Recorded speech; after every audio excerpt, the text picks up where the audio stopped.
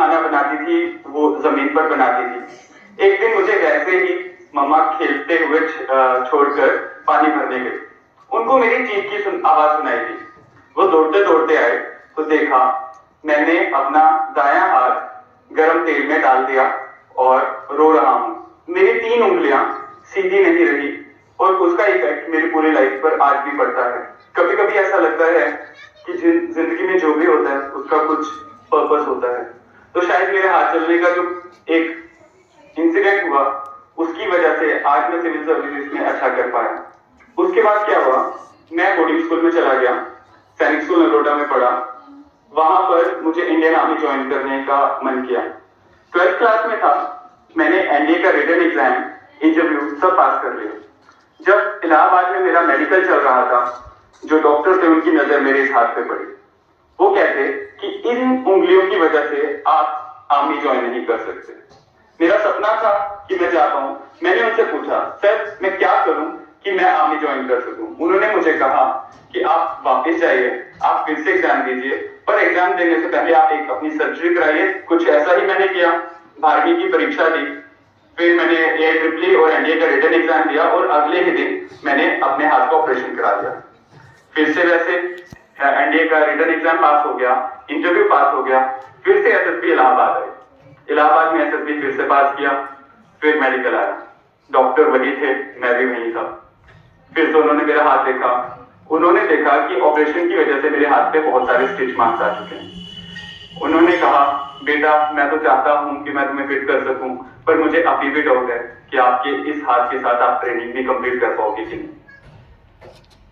मैं हताश हुआ, मैंने बहुत सारी कोशिश की, बट शायद किस्मत को यही मंजूर था, मैं जिंदगी में आगे बढ़ा। AIEEE का एग्जाम मैंने पहले ही दे दिया हुआ था। मैंने अपनी नॉर्मल इंजीनियरिंग लाइफ शुरू कर दी, आगे बढ़ता गया। इंजीनियरिंग के टाइम मुझे समझ आया कि कैसे मेरे पिताजी हम 3 बच्चों को पढ़ा रहे हैं। थोड़ी समझ आई, थोड़ा खुद देखा। पिताजी खेतों में काम करते थे, खेतों में जब काम करके उनको फुर्सत का टाइम मिलता तो वो ट्रक ड्राइवर का भी काम करते थे। उस सबको देखकर एक चीज तो मैंने तय कर ली कि अपने सपने में साइड पे रखूं, पहले मैं आत्मनिर्भर हो जाऊं। कॉलेज में बहुत कोशिश की कि मेरी कहीं प्लेसमेंट हो जाए, पर उस साल बहुत कम कंपनीज कॉलेज में आई। 2013 में मैं ग्रेजुएट हुआ, पर मेरे पास कोई जॉब का ऑफर नहीं था।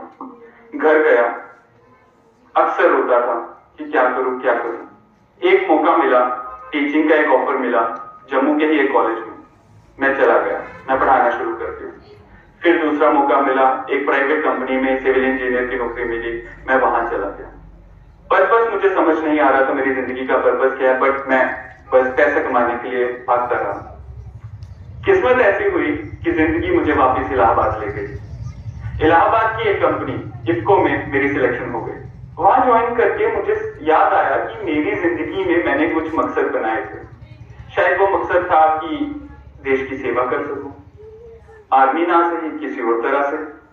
बस वही इलाहाबाद में रहते हुए ही मैंने डिसाइड किया कि मैं सिविल सर्विसेज की तैयारी करूंगा। अब तैयारी करने की ठान तो ली, बट जॉब छोड़ना मेरे पास ऑप्शन नहीं था।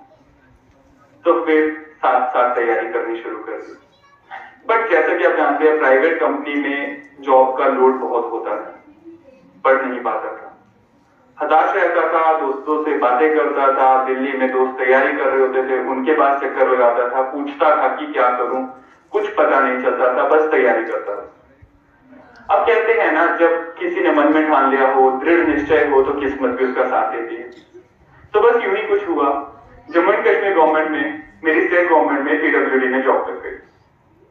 जिस दिन मैं घर वापस गया वो जॉब ज्वाइन करने, उसी दिन से तैयारी शुरू कर दी। उसी दिन से वहीं पर एक टीचर थे, उनके पास अपने ऑप्शनल की क्लासेस लेना शुरू कर दी। जॉब के बाद सीधा क्लास चले जाना, क्लास के बाद घर आके पढ़ना, फिर अगले दिन जॉब जाना, ये मेरी रूटीन बन गई। टाइम के साथ मुझे समझ आया कि एक जॉब करने वाले बच्चे के लिए और किसी के लिए भी सेल्फ स्टडी सबसे ज्यादा इंपॉर्टेंट है।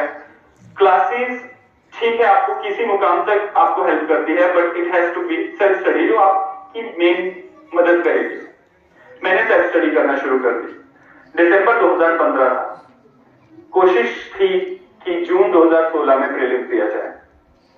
प्रीलिम्स दिया, फेल हो गया, बहुत बुरा लगा। सोचा कि क्या सपने ख्याली गुलाब तो नहीं, क्या मैं कर भी पाऊंगा।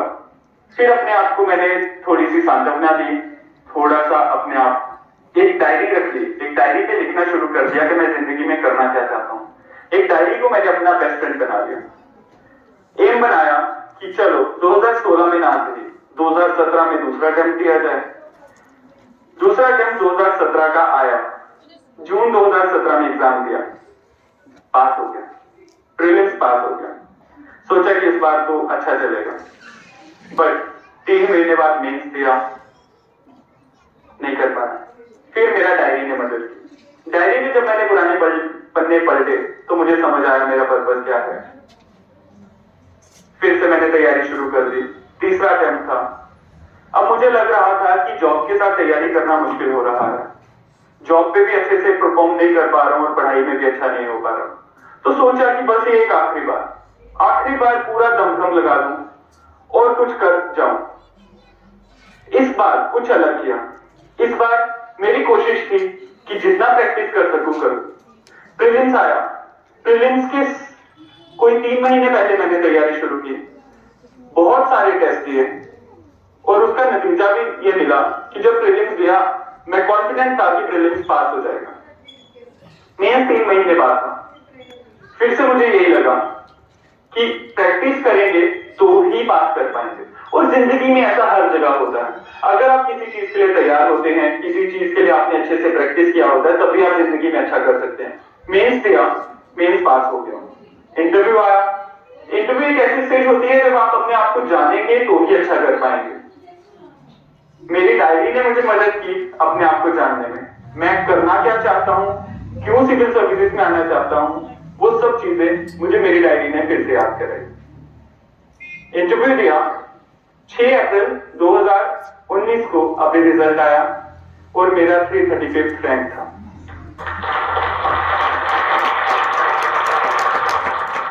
तो मेरी इस यूपीएससी की जर्नी में मैंने कुछ चीजें सीखी जो मैं आपके साथ साझा करना चाहता हूं। बचपन में हाथ जल गया, उससे ये सीखा कि कुछ चीजें आपकी लाइफ में ऐसी हो जाती हैं जिस पर आपका कंट्रोल नहीं है। उन चीजों के साथ आगे बढ़ना होता है। अपने आप को एक नॉर्मल बच्चे की तरह मानिए। रुकावटें आएंगी, मेरे को भी आई, आर्मी ज्वाइन करने में आई, बट मैं खुश रहा, अपने आप को कोसा नहीं, अपनी जिंदगी को कोसा नहीं, चलता रहा और आज एक किसान का बच्चा आपके सामने ये एग्जाम क्लियर करके खड़ा है। दूसरा, जब आर्मी में जाना चाहता था, नहीं जा पाया, हताश हुआ, निराश हुआ, बट चलता रहा। तो शायद यही एक सीख थी कि हिम्मत नहीं हारनी, एफर्ट्स डालते रहने हैं और सक्सेसफुल होकर ही सांस लेनी। और सक्सेसफुल ये नहीं कि आज मैंने ये पेपर पास कर लिया तो मैं सक्सेसफुल हूं। मेरी जिंदगी अब शुरू होती है। पहले मेरा परिवार एक छोटा सा था, आज मेरा परिवार पूरा देश है।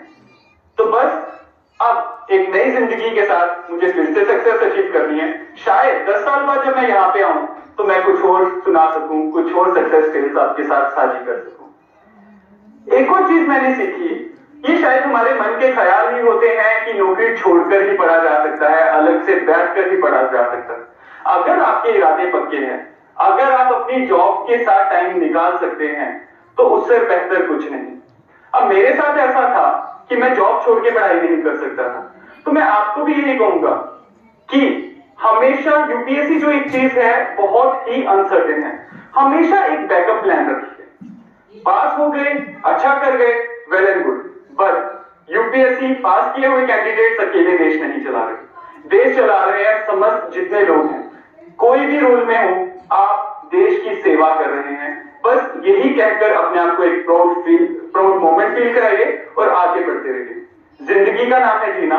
और इसके साथ मैं आपके साथ एक लाइन शेयर करना चाहूंगा जो बचपन में हम प्रेयर्स में बोला करते थे, इतनी शक्ति हमें देना दाता कि मन का विश्वास न कमजोर होना। इसके साथ नीचे एक लाइन आती है, हम ना पूछे हमें क्या मिला है, हम ये पूछें किया क्या है अर्पण। तो शायद इस देश की, इन लोगों की सेवा करने में हमें ये नहीं पूछना कि हमें क्या मिला, अगर हम इस समाज के लिए कुछ कर सके तो उससे बेहतर कुछ नहीं। इसी के साथ मैं आपसे अलविदा लेता हूं। शुक्रिया, धन्यवाद।